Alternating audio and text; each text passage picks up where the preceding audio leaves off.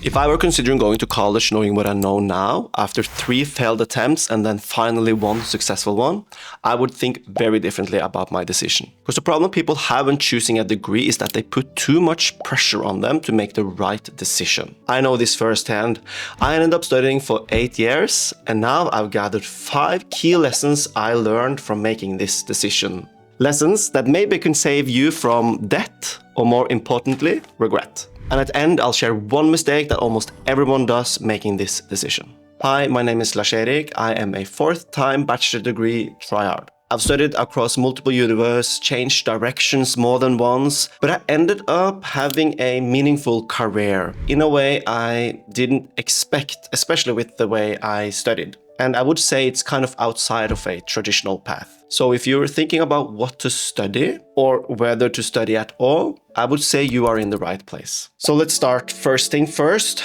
Don't rush this decision. If I could go back to when I was making this decision the first time, I would change one thing, and that would be to not stress this decision. And of course, it makes sense because you're out of high school, or maybe you have taken a leap year and a lot of pressure from outside, family, friends, of you to make this decision. But when it comes down to it, this is a decision for you and not for them. I jumped too fast, mostly because I thought it was expected of me. And yeah, from the outside, it maybe looked right, but inside, I knew that I was making a decision that was a little bit rushed. And the truth is, if you're unsure, you can wait. I would highly recommend it, because I ended up enrolling in a degree program that I wouldn't have chosen if I just would have waited and reflected a little bit more about what I really wanted. So to give a context, I started a bachelor degree at one school, and then I finished that year, and then I thought, I don't want to do this at this school, so I changed school. So the second year I studied at another school, thinking that would solve the problem,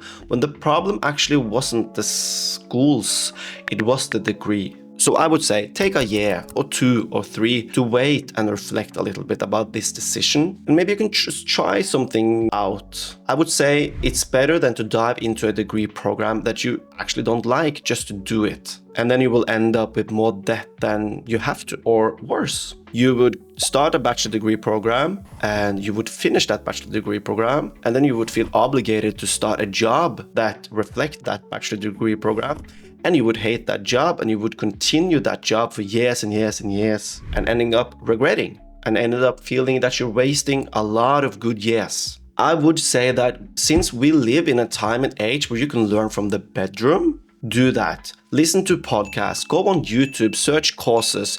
You can try a lot of things out to kind of find where you want your footing, instead of choosing a bachelor degree because you think you have to, because you think this is what is expected for you. Give yourself space to grow before you decide. Number 2 is don't hide from your fear. Looking back, I know that a lot of my choices when it came to choosing a degree stemmed from fear. I felt fear of falling behind. I felt fear of disappointment. But deeper than that, I would say I felt fear of feeling or being unsafe, because I didn't grow up in a safe family home environment. So I kind of chose school to have somewhere to be. Before I say anything more, I would have to say that my family, we love each other. We do. My mom, she loves me deeply. But at home, there wasn't room for me. There wasn't room for my insecurities. There wasn't room for me to have space, the space that I actually needed to make this decision. I felt that I had to jump into something because I didn't feel safe. I felt that I couldn't come home after I left acting school. I felt I couldn't come home after I left business school. I felt I couldn't come home before I started creative writing. And since I didn't feel I had a home to return to, I just kept on moving, even though I didn't know exactly where I was going. And somehow I would say that, of course, it did help me somewhat, but I wish that I would have just stopped, embraced this feeling of fear, maybe started working as a barista,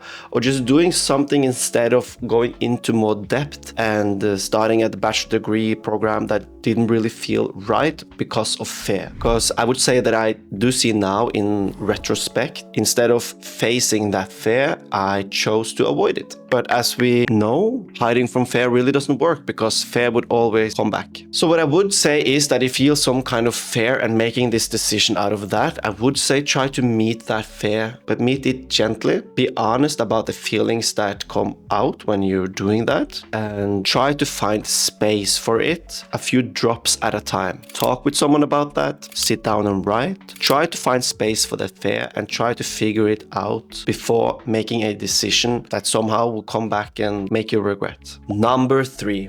Stop thinking you are too late. At 21, I felt old. So I started an acting degree. At 24, I felt old. So I started business school. At 27, I felt old and felt that everyone had everything figured out. So I studied writing. Now I'm 31, and all I can say is, damn, I was young. I had time. I just didn't feel like it because I was comparing myself to everyone else. We put so much pressure on ourselves to figure things out and to kind of know everything all the time, to make the right decision, to feel that we have everything in order.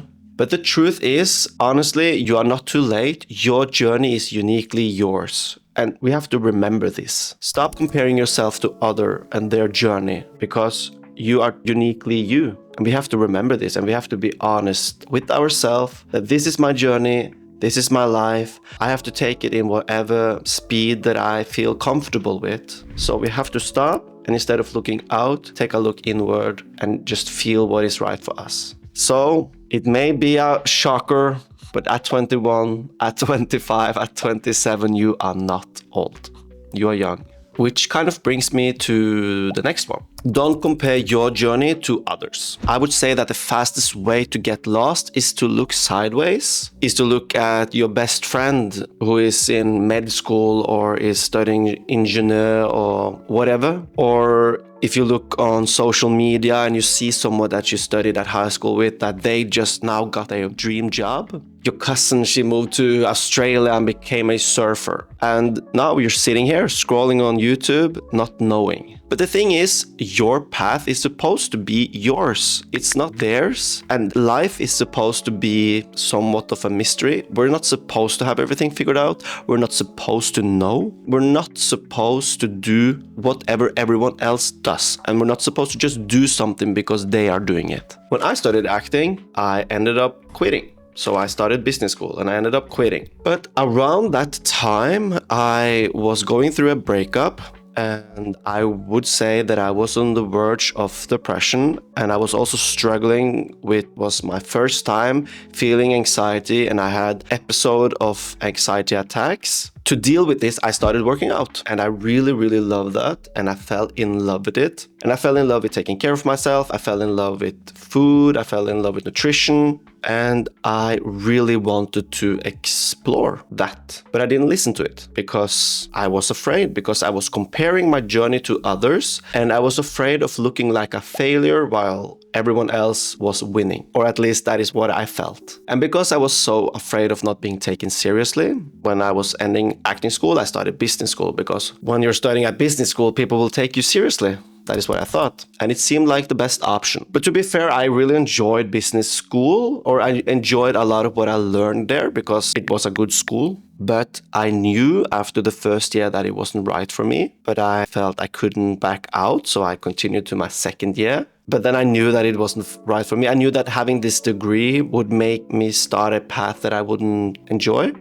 So I did what I did best. I quit, which I'm really glad that I did, because I think a part of winning in life is knowing when to quit. So I did. I really should have quit the first year, but I didn't. But I would say that we have to remember that just because you're quitting, you are not failing. The thing is, you're finding your pace, you're finding your flow, you're finding your journey. Comparison kills clarity. You're not lazy, you're just not clear. You're not wrong, you're just not clear. And to become clear, you have to stop looking outwards and stop comparing yourself and stop pressuring yourself to make the right decision. And you have to look inward and just kind of feel intuitively what you really want to do. And to do that, you have to focus on your story. You have to focus on your chapter. You have to focus on your page, because that is where the answers lie. This takes me to the fifth one, which is the last one. Your degree do not define your value. So don't make your decision based on money or prestige or anything like that, because you are the one that is going to live with that decision. You are the one that is going to work at the office that you hate because you took a degree that looked good on paper. And let's talk about this, because you can absolutely make money doing what you love, even though it's not prestige enough for whatever you're comparing yourself to. Because when you figure out a degree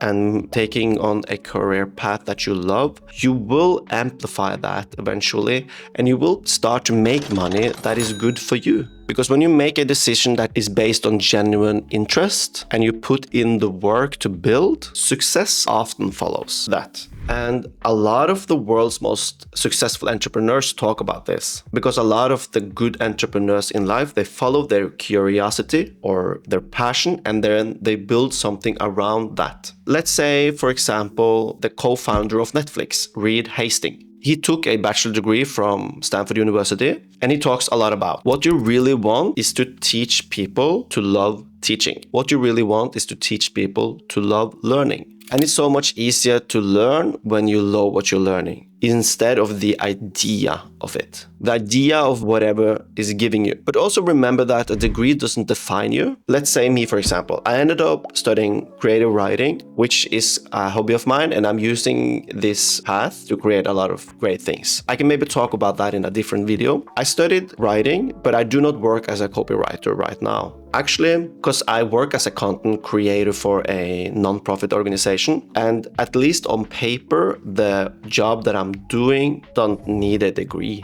And of course, everything I've learned comes in handy, but I could have gotten this job without that degree. And what I mean by that is that I've learned more outside of school than I actually did inside it. I learned through life. I learned through people I talked with. I learned through the mistakes that I made just by being me. I learned through my own curiosity, which I do think is one of the best aspects of me, because I'm a really curious person. I wish I'd known earlier that life beyond school is full of value. There is people worth listening to. There is job worth exploring. There is path worth walking, even if it's not on their curriculum. I would say that this doesn't say that school is pointless.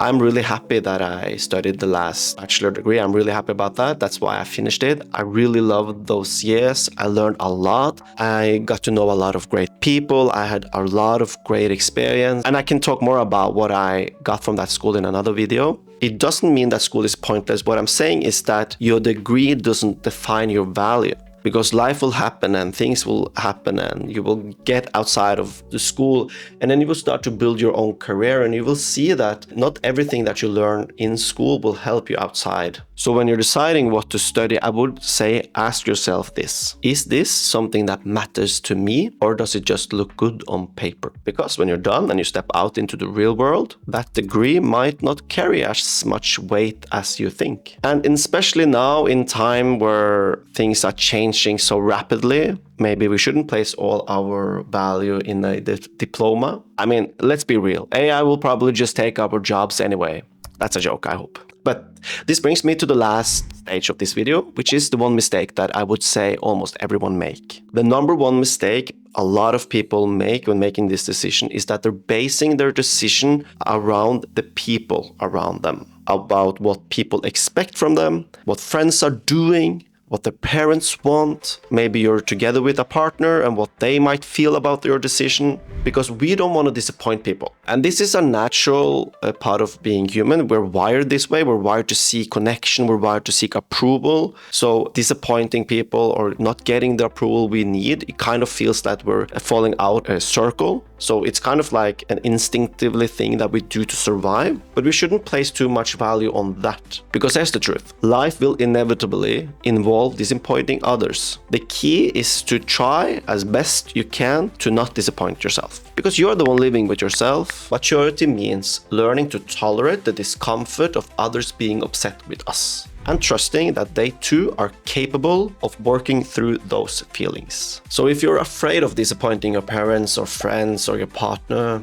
remember that's okay. They are allowed to have their emotions, but also you are allowed to live your life. Because in the end, the most important person you will answer to is you. So if you find this interesting and you kind of feel stuck, I will recommend you to look at some of my other videos where I talk about 3 questions you can ask yourself if you're feeling stuck in life. Or I also talk about 5 tools you can use when making decisions to get some clarity before doing that. I hope you check them out, and I'll see you.